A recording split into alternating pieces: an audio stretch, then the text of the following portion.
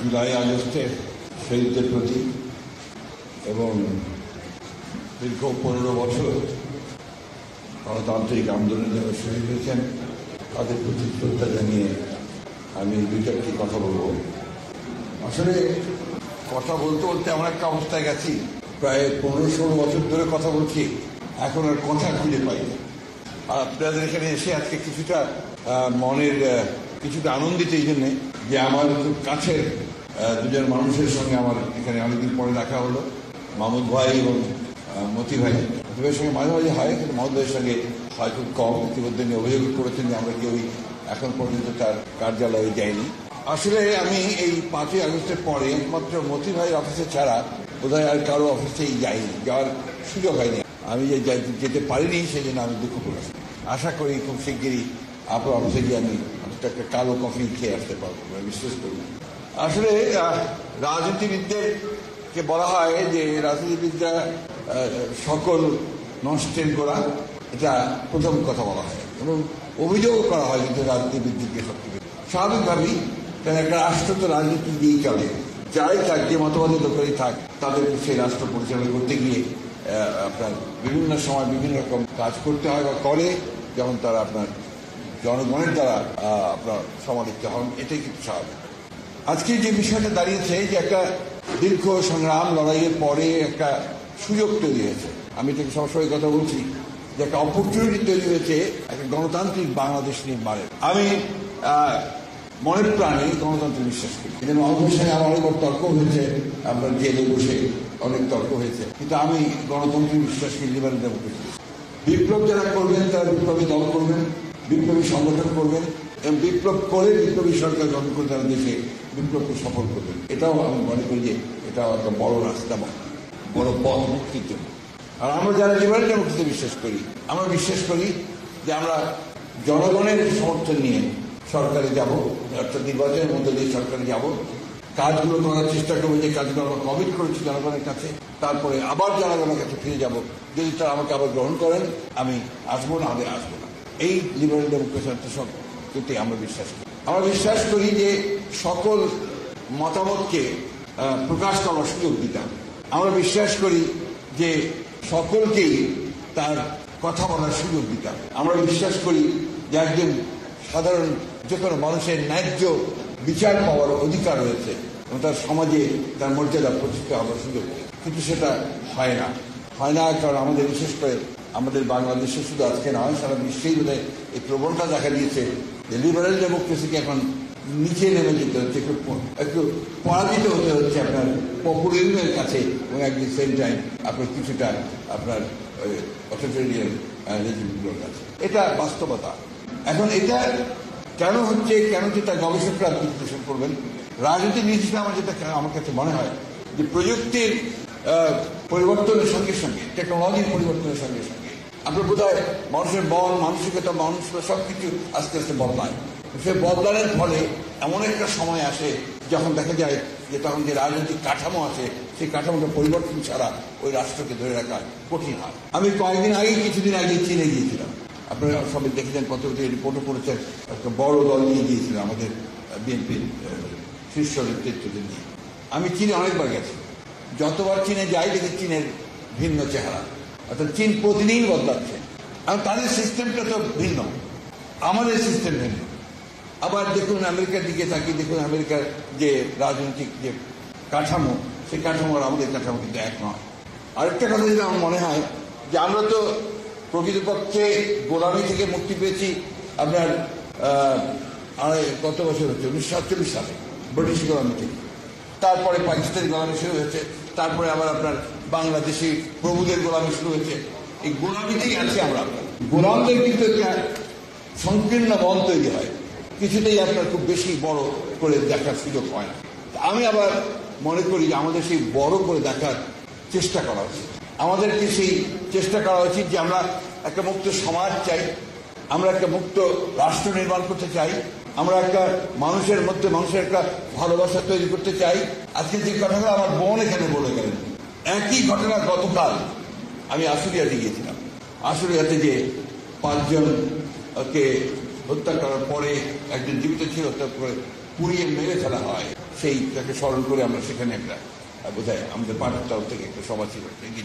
সেখানে এক মা তার 14 মাসের এক শিশুকে কোলে নিয়ে তিনি কথা বলছেন যে আমার স্বামীকে এখানে মেরে ফেলা হয়েছে এবং তাকে পুড়িয়ে মেরে ফেলা হয়েছে। আমি এখন পথে পথে ঘুরছি, আমি জানি না এই শিশুকে নিয়ে আমি এখন কি করে বাঁচব। আজকে যখন বউর কথা বলছিলেন, আমার তখন প্রশ্ন, যে মমতার প্রশ্ন আসছিল, আসলে রাষ্ট্রটা কি, রাষ্ট্র কার জন্য? যারা এখন দায়িত্বে আছে রাষ্ট্র পরিচালনার, তারা এই 1 বছরেও কি এদের খুঁজে পেলেন না?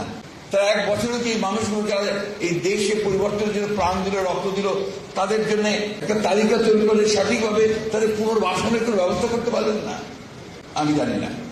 এখন কিছু বললেই আমার 2জন বন্ধু বান্ধব আছেন সরকারের মধ্যে, তারা আমাকে বলেন যে তোমরা তো সবসময় আমাদেরকে আক্রমণ করছো। আর আক্রমণ কখন করা হয়? আক্রমণ তখন করা হয় যখন ব্যর্থ হয়। একথা তো সত্য যে কাজটা ছিল যে অতি দ্রুত একটা নির্বাচনের মধ্য দিয়ে একটা নির্বাচিত সরকারের কাছে দায়িত্ব তুলে দেওয়া, সেটা না দিয়ে ক্রমান্বয়ে বিভিন্ন রকম কতটা সংস্কার কমিশন যা তৈরি করা হয়েছে আপনি জানা নাই। 6টা মধ্যে অ্যাক্টিভ, 11টার 6টা অ্যাক্টিভ। এখন এই 11টা থেকে 6টা আসার পরেও তারা মনে করেন যে এটা খুবই সামান্য। অর্থাৎ তারা দেশকে পুরো নতুন একটা আপনার এই দেশ তৈরি করতে, এটাকে ম্যাজিক্যাল দেশ তৈরি করতে চান। খুব ভালো কথা, কিন্তু আমরা তো চাই দেশের জনগণের মধ্য থেকে আসুক। আমরা তো চাই দেশের জনগণ সেই শক্তিটা নিয়ে তারা বেরিয়ে আসুক। আমরা দুঃখের সঙ্গে বলতে বাধ্য হচ্ছি সরকারের কাছ থেকে আমরা সেই জিনিসটা দেখতে পাইনি। আমি 5 তারিখের অভ্যুত্থানের পরেই 7 কি 8 তারিখে আমরা একটা সভা করেছিলাম পল্টনের সামনে, আমাদের পল্টনের সামনে। সেখানে আমি 3 মাসের মধ্যে নির্বাচন দাবি করি। আমার খুব সমালোচনা হয়েছিল, আপনারাও বলেছিলেন যে বিএনপি এত অস্থির হয়ে গেছে কেন, মির্জা আলমগীর ফখরুল এত অস্থির হয়ে গেছে ক্ষমতায় যাওয়ার জন্য। তখন কথাটা ছিল ক্ষমতায় যাওয়ার জন্য। আসলে এখন আপনারাই বলছেন যে ব্যাপারটা ক্ষমতায় যাওয়ার জন্য নয়, ব্যাপারটা হচ্ছে যার শক্তি, যার ক্ষমতা, যার মালিকানা, তার হাতে ক্ষমতাটা দিয়ে দিতে হবে।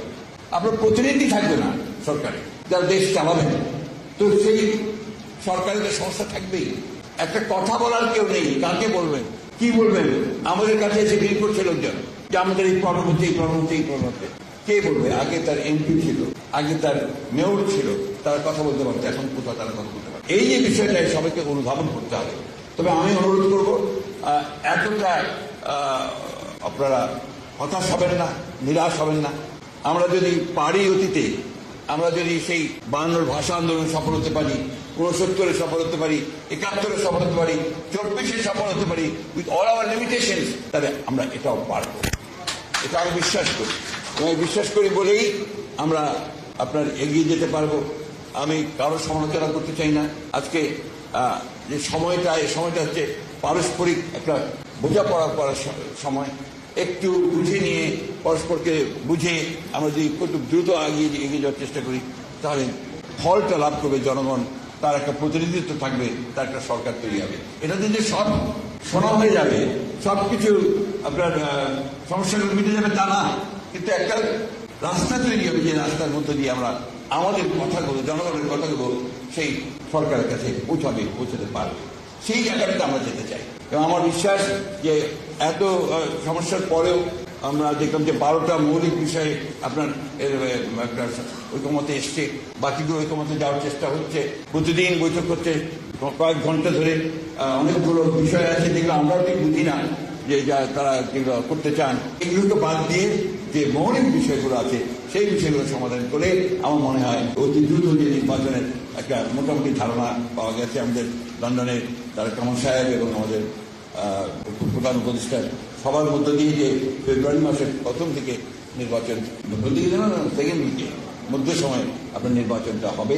আমার মনে হয় যে সেটা হলেই বোধ হয় অনেক সমস্যা, অনেক আপনার আমাদের দ্বিধা, সেই দ্বিধা কাটিয়ে আমরা একটা জায়গায় পৌঁছে দিতে পারবো। আরেকটি কথা বলে আমি শেষ করতে চাই, সেটা হচ্ছে যে রাজনৈতিক দলগুলোকে পারস্পরিক একটা বোঝাপড়া থাকতে হবে। এই বোঝাপড়া না থাকলে এই যে আমরা কাদা ছড়াছড়ি করছি, গণতন্ত্রের কাদা ছড়াছড়ি হবে, অনেক অনেক কথা আসবে, কিন্তু তার একটা সীমা থাকা দরকার।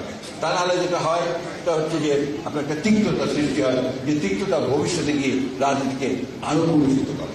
আসুন আমরা আজকের যে উদ্যোগ প্রেস ক্লাবের, আমি সেটাকে স্বাগত জানাই এবং আমি আপনাদেরকে ধন্যবাদ এই জন্য জানাতে চাই যে আমাকে তারা আমার একটা সুযোগ করে দিয়েছেন আপনাদের মাঝে আসার জন্য। যদিও এই প্রেস ক্লাবে আমার অভিজ্ঞতা জানতে চেয়েছিলেন আমাদের প্রেস ক্লাবের সদস্য, এই অভিজ্ঞতা আমি আর বর্ণনা করতে চাই না, কারণ এটা আমার জন্য খুব সুখের নয়, আনন্দের নয়। তবে এটাকে আমি ওই সময় স্বাভাবিক মনে করেছি, যখন আপনার গেটের বাইরে যাওয়ার সঙ্গে সঙ্গে আপনার এই লোহার বড় বড় হাতুড়ি দিয়ে গাড়িটাকে পেটানো শুরু হলো, আমার তখন এই মুহূর্তে হয়েছিল যে আর বোধহয় জীবন্ত অবস্থায় ফিরে যেতে পারবো না। যাই হোক, ফিরে আছি, আপনাদের সঙ্গে আগে কথা বলছি। আমরা যারা গুটিগত সৌভাগ্যবান, যারা আমরা এখনো বেঁচে আছি, কথা বলার সুযোগ পাচ্ছি, আমাদের দায়িত্ব হচ্ছে এই যে আমার বোন কথা বলেন, ওনার কান্নাটাকে আমরা কি করে বন্ধ করতে পারি। আমরা সেই শিশুটিকে আমরা কথা বলতে, উনি ছবি দেখালেন আপনার আমাদের যে শহীদ হয়ে গেছে। আরেকটা ছোট ছেলে কালকে আমার কাছে এসে হঠাৎ করে এসে আমাকে জড়িয়ে ধরেছে, ওর বয়স 6-7 বছর হবে। বলছে আমার মাথাটা না, খুলিটা নেই, খুলিটা প্লাস্টিকের, অর্থাৎ গুলিতে তার মাথার খুলি চলে গিয়েছিল। পরে ডাক্তার সাহেব সেটাকে প্লাস্টিক দিয়ে আর্টিফিশিয়াল খুলি তৈরি করে লাগিয়ে দিয়েছে। এর চেয়ে বড় ত্যাগ কি হতে পারে? আমি আসলে ওই জন্য মাঝে মাঝে একটু ইমোশনাল হয়ে পড়ি। এটার প্রাইস যেটা আমরা পে করেছি, এর যদি আমরা সঠিকভাবে চালাতে না পারি, তাদের সামনে, শিশুদের সামনে, আমার বোনের সামনে, মায়ের সামনে, তাহলে আমরা এই জাতির সঙ্গে নিঃসন্দেহে একটা বড় প্রতারণা করব। আমি আশা করব সেই পথে আমাদেরকে যেতে হবে না, আমরা নিঃসন্দেহে আমরা সামনের দিকে একটু সুন্দর বাংলাদেশের দিকে এগিয়ে যেতে পারবো। এই আশা নিয়ে আপনাদেরকে আবার ধন্যবাদ জানিয়ে